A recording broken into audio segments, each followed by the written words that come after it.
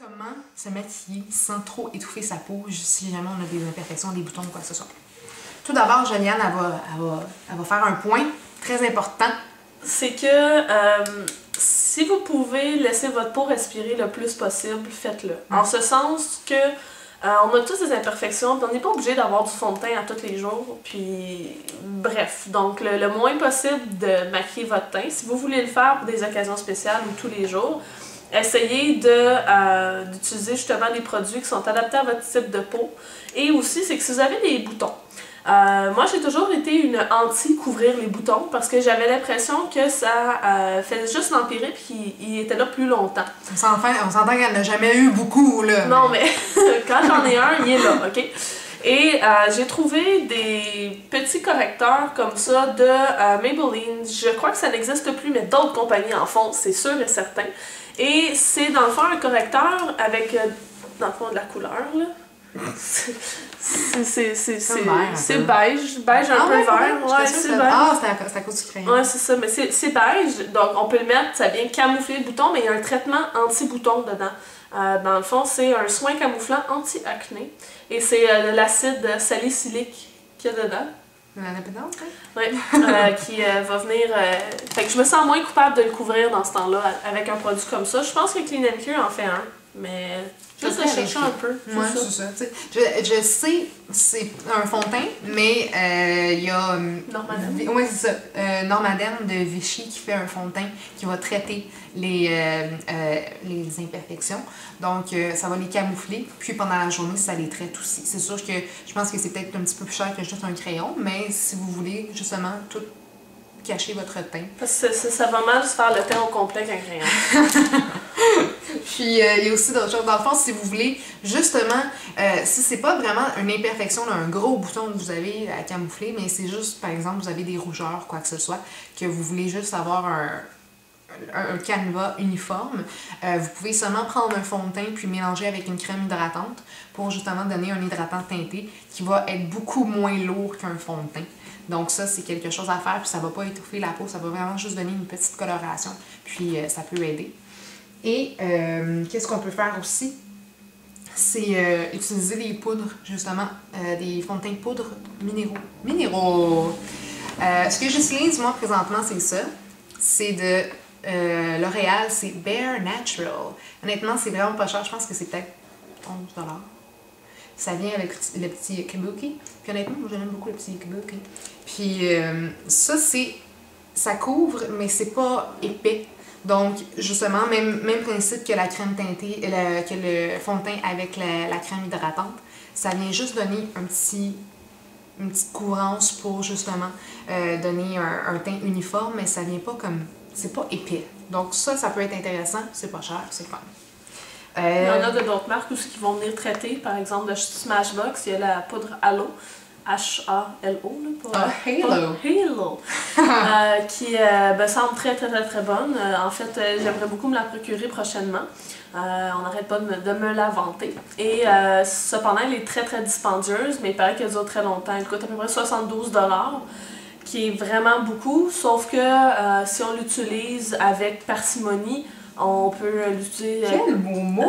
Quand même, jusqu'à 1 an. Ça peut être un bon investissement, surtout que c'est un soin qui va venir traiter aussi en même temps, donc c'est une poudre hydratante en même temps. Ça a l'air excellent comme produit. C'est juste que c'est cher. En fait, on en revient toujours à la même chose, toujours nettoyer la peau avant et après, le soir, le matin et le soir, puis démaquiller toujours votre peau avant d'aller vous coucher. Ça, c'est quelque chose qui va beaucoup aider. Encourager la peau à ne pas faire trop de boutons. Voilà. Alors, pour les pores, les points noirs, malheureusement, c'est quelque chose dont vous ne pouvez pas vous débarrasser. C'est quelque chose avec lequel on vit toute notre vie. Mais, en fait, les points noirs, oui, on peut s'en débarrasser, mais les pores, on peut pas. Donc, en fait, les points noirs, ce que c'est justement la peau qui est sale. C'est vos pores qui sont comme mélangés avec le sébum, avec la pollution, avec les peaux mortes et tout. C'est ça qui fait que ça devient noir. Donc, comme on l'a dit tout à l'heure, il faut toujours avoir la peau propre avant de se maquiller. Même chose, si vous avez des points noirs, votre peau n'est pas tout à fait propre.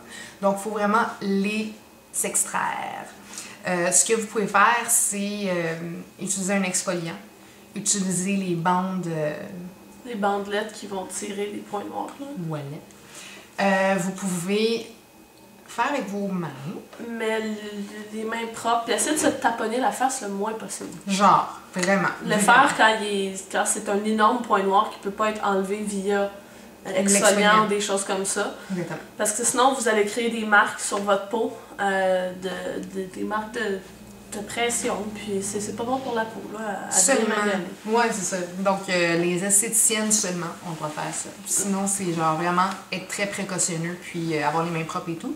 Puis, si jamais vous avez vraiment de la misère à en enlever un, puis vous n'êtes pas capable, ce qui est recommandé, c'est justement de mettre une compresse d'eau tiède sur la figure, ce qui va comme ouvrir les pores.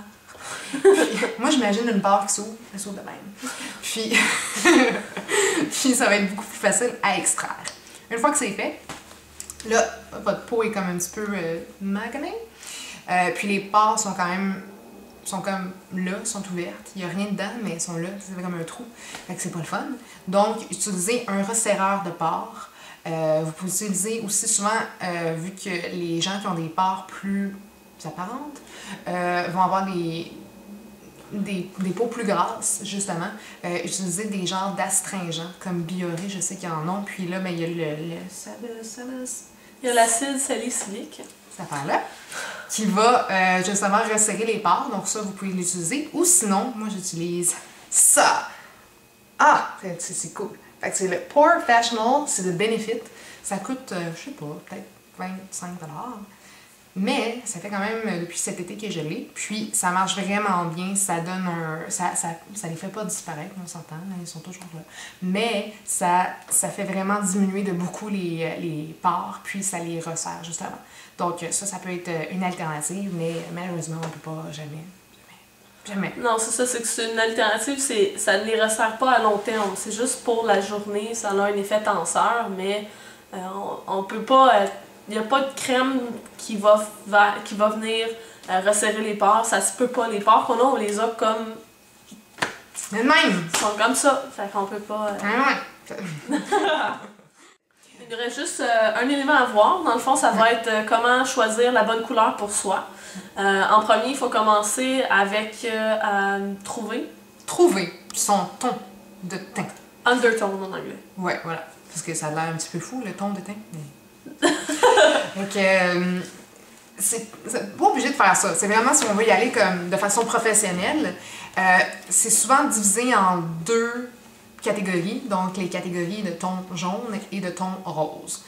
Ça, c'est plus dur à trouver quel ton on a sans l'aide d'une professionnelle. Puis même à ça, je me suis déjà fait conseiller quelque chose de tout à fait mauvais par une fille de MAC. Donc, c'est plus dur à trouver. C'est ça. Ils disent normalement de regarder les veines dans notre poignet, puis si elles sont bleues, on aura un ton rosé, et si elles sont vertes, on aurait un teint plus jaunâtre.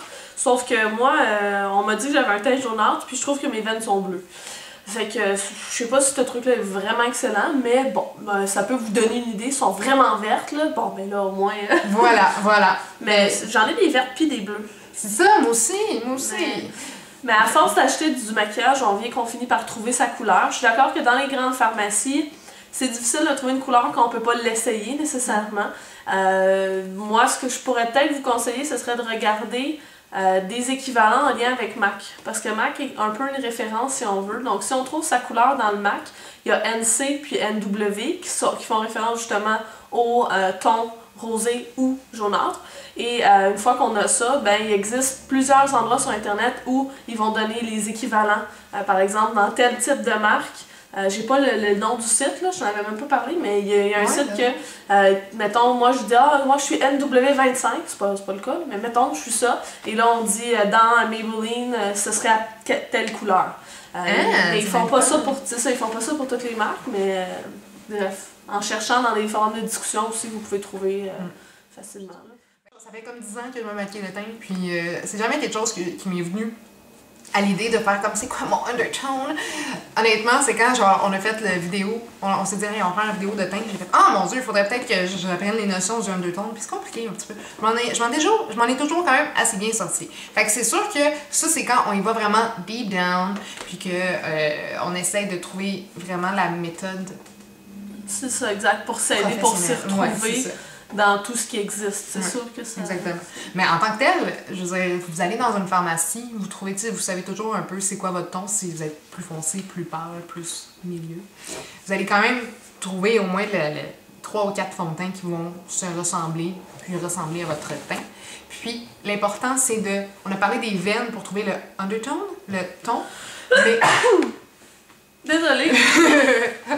Mais les veines, vous ne testez jamais votre fond de teint sur vos veines. Ça peut pas, ça peut... J'ai des bébés. C'est ça, mais vous testez jamais votre fond de teint sur les veines parce que c'est pas la même couleur. Pas la même couleur. Fait que vous y allez ici, sur le mâchoire. Puis sur la mâchoire, ben, ça va être beaucoup plus ressemblant parce que c'est justement là qu'on veut le mettre sur la figure. Donc, vous y allez, vous trouvez comme 3-4 bouteilles qui ressemblent à votre couleur. Puis là, ben, le mieux, c'est de les tester. Puis des fois, ben, ça se peut qu'on se trompe. C'est la vie, ça fait partie des apprentissages du maquillage. Puis on essaie de se trouver un ami qui aimerait l'avoir. Puis on y donne. Voilà. Comme moi, je vais donner mon produit MAC que la madame s'est trompée à Jojo. Puis, ah oui! Pour ne pas avoir l'air... Pour les peaux mates, des fois, quand ils se mettent du fond de teint, puis ça a un petit look gris. En fait, on revient avec le ton. C'est vraiment juste parce que le ton n'était pas adapté, justement. Le ton du fond de teint. Donc, on y va... souvent, c'est des trucs plus roses qui vont venir, justement, neutraliser le gris. Donc, si vous mettez du fond de teint, puis ça a l'air gris dans des petites parties autour du nez, autour des yeux, mais là, vous allez chercher comme un cache-cerne, un correcteur qui va plus être rose. Puis ça va aider à neutraliser, justement, le gris. Puis il y avait, c'est ça, dans les bases de couleurs, il y en avait, justement, pour peau mate. Pour peau... Ah! Oui.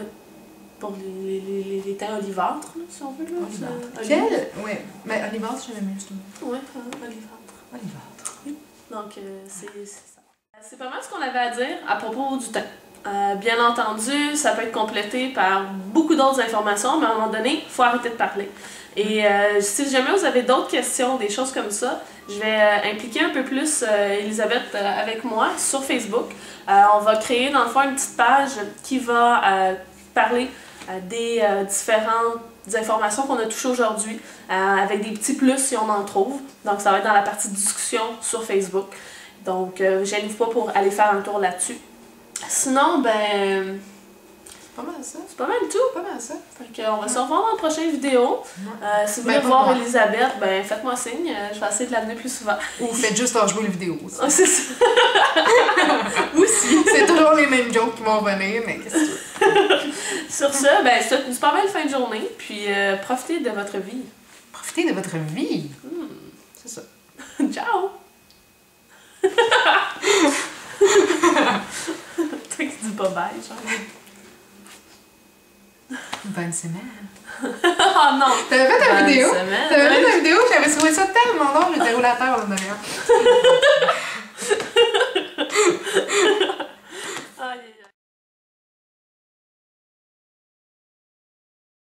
C'est vraiment la base. Mouche! Excuse-moi! Bloopers! Ouais, donc dans le fond, vous mettez une base, de la poudre par-dessus à la fin du fond de teint, puis un spray. Ouais, ça n'a pas d'allure, hein? Pas d'allure, cette histoire-là. Bloopers! Ouais, c'est ça. Donc... Ah, regarde, souris. Ça, là, ici, là, c'est parce que ça prend une photo. Ça, c'est drôle. C'est quoi qui fait? Le thé? Ok, le quand il y a petit... une petite patente. Ouais, qui apparaît avec du rouge, là. C'est comme une Ok. Bon, est-ce que tu veux te cacher puis tu fais hey, je trouve que c'est une bonne idée. Bonne idée? Ouais. Ok, c'est drôle. J'aime ça. Parce que ça paraît qu'il y a quelqu'un qui va s'en venir, là, je suis genre là. Mais au pire, mets-toi, j'entends ça, puis tu feras ouais. Avoir l'air d'être assise droite, tu sais. C'est Au pire. C'est un peu centré. Oh, ok, je me danse un peu comme ça. J'ai l'air très naturel. Là, on voit mon épaule, regarde. On voit. Oh, On voit pas. On voit, on voit. On voit pas, on voit. Ok. Bon. Ok, je commence là. Ok, c'est vrai. Dans le fond, vous pouvez choisir, aller trouver quel est le. Comment on dit le undertone? Votre, Ouf, la couleur, le ton de votre teint? la couleur de base du teint. Ce qui est sous-jacent. La couleur. Sous-jacent. Ouais. La sous-couleur, votre sous-teint, votre. Votre sous-teint. Alors, faut que vous trouviez votre sous-teint. Dans le fond, la couleur. Ouais, la couleur de base. La couleur de base de votre teint. Ben, comment on appelle ça? Boyenne. Un undertone, c'est la couleur, le sous-teint. Le Le sous-ton. le ton. Le ton. Le ton. Le ton. Le ton? Le ton de votre teint? Ouais. Ok, Ouais. on commence ça. Ok. Alors, c'était pas mal tout sur le teint. Vous avez vu, j'ai laissé la parole beaucoup à Elisabeth. Désolée, je l'appelle Élie. Et Elisabeth. Élie. J'aimerais ça que tu m'appelles Elisabeth ou Élie, mais pas Elisabeth. Ok, bon. Je recommence. Donc, c'est ce qu'on avait dit.